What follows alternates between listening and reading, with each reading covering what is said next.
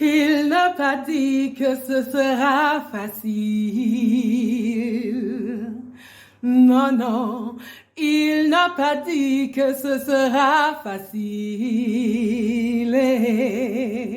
Non, non, il a parlé de moments difficiles, de temps d'épreuves, d'opposition, de temps où tout va mal, où on se sent si seul. Hey, il n'a pas dit que ce sera facile. Non, non, il n'a pas dit que ce sera facile. Non, non. En effet, mon ami, Dieu n'a pas dit que le chemin serait facile.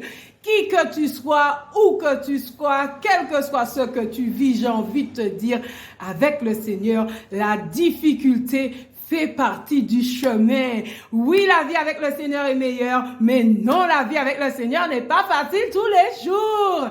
Je suis venue te voir pour parler de l'influenceur positif, donc aborder le troisième aspect que nous devions voir, le troisième et le dernier. Nous allons donc clôturer la série aujourd'hui.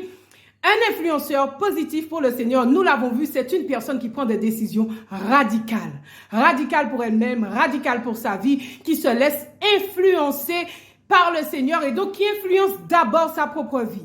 Deuxièmement, à cause du fait qu'elle se laisse influencer positivement par le Seigneur, mes amis, elle devient à son tour un influenceur pour le Seigneur qui influence tout autour d'elle.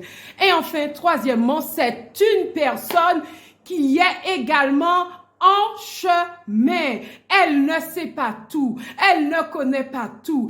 Elle doit traiter durement son corps, comme disait l'apôtre Paul dans la parole de Dieu. Oui, c'est une personne qui doit travailler continuellement sa croissance personnelle, travailler sa consécration, travailler sa sanctification. Oui, oui, elle parle, elle encourage, elle conseille, elle témoigne de Christ continuellement. Elle revêt la posture de Christ là où elle est au quotidien, mes amis. Mais cela ne signifie pas qu'elle n'a pas ses propres combats.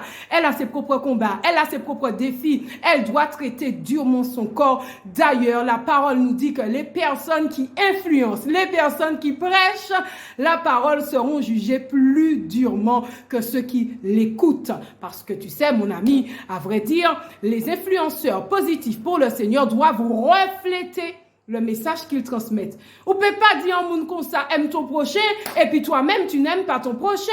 On peut pas dire à un monde comme ça, pardonne, et puis toi-même, tu ne pardonnes pas. Donc, les mêmes difficultés que certains rencontrent, elle les rencontre également. Elle traite durement son corps. L'apôtre Paul nous disait dans Philippiens 3, versets 12 à 14, que non, il n'est pas encore arrivé. Pourtant, il conseillait, pourtant, il encourageait, pourtant, il prêchait la parole. Mais il disait qu'il n'était pas encore arrivé, mais il courait, il continuait à travailler son cœur, il continuait à travailler sa consécration, sa sanctification pour pouvoir lui aussi remporter le prix. Nous courons tous la course vers le Seigneur, mes amis. Les influenceurs positifs pour Dieu mènent également un chemin particulier parce qu'ils doivent travailler leur cœur comme toute autre personne doit travailler son cœur. Ce sont des personnes qui ont leurs défis également, mais qui mènent continuellement cette croissance personnelle, spirituelle pour atteindre le but. Il n'a pas dit que ce sera facile. Hey, oh non, non.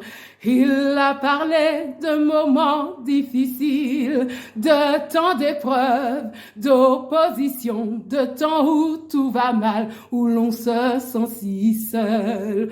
Mais ce n'est pas parce que ça va mal, ce n'est pas parce que on se sent seul, ce n'est pas parce qu'on a des défis qu'on ne doit pas servir Dieu. Un influenceur positif, il a fait un choix radical pour sa propre vie. Il a choisi de se laisser influencer par Christ et d'influencer sa propre vie. Secondo, il a choisi d'influencer la vie des autres. Et troisièmement, il continue à travailler son cœur, il continue à influencer sa vie. Mon ami, pour atteindre le but, que Dieu te bénisse. À très bientôt.